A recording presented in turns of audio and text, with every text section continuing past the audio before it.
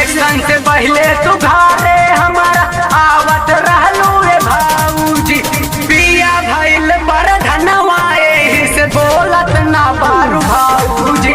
बिया भइल पर धनवाए से बोलत ना बारू भाऊजी।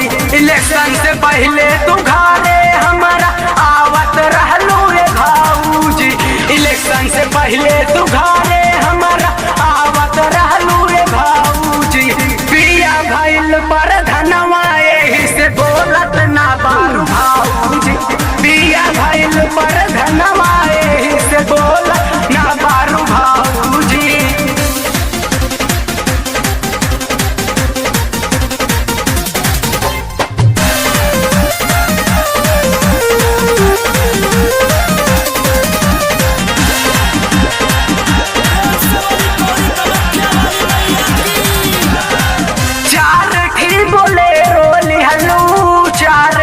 सफारी एही से त भौजी गौवा देता तोहके गारी। चार ठी बोलेरो लिहलू चार ठी सफारी एही से त गौवा भौजी देता तोहके गारी। जमावले बाड़ू रे भौजी पूरा मकवले बाड़ू रे भौजी। जमावले बाड़ू रे भौजी पूरा मकवले बाड़ू रे भौजी। बलमुआ भाइल पर धनवाए से बोलत ना बारू भौजी। बिया भाइल पर धनवाए बोलत ना बारू भौजी। म्यूजिक डायरेक्टर विकास राज।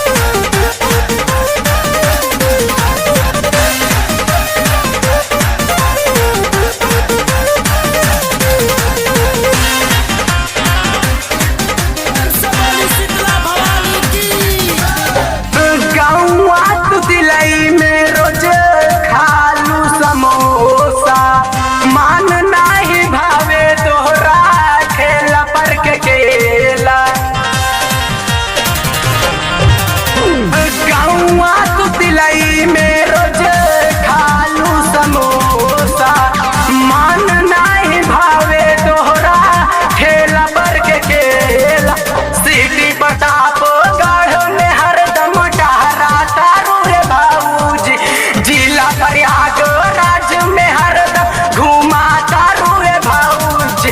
हसबैंड भइल पर धनवाए से बोलत ना बारू भाऊजी। बिया भइल पर धनवाए से बोलत ना बारू भाऊजी। म्यूजिक डायरेक्टर विकास राज।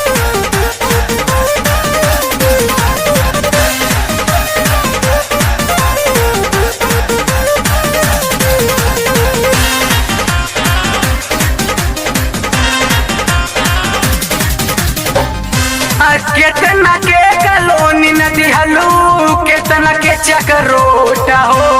एही से त भौजी सुना कहालू फराड हो।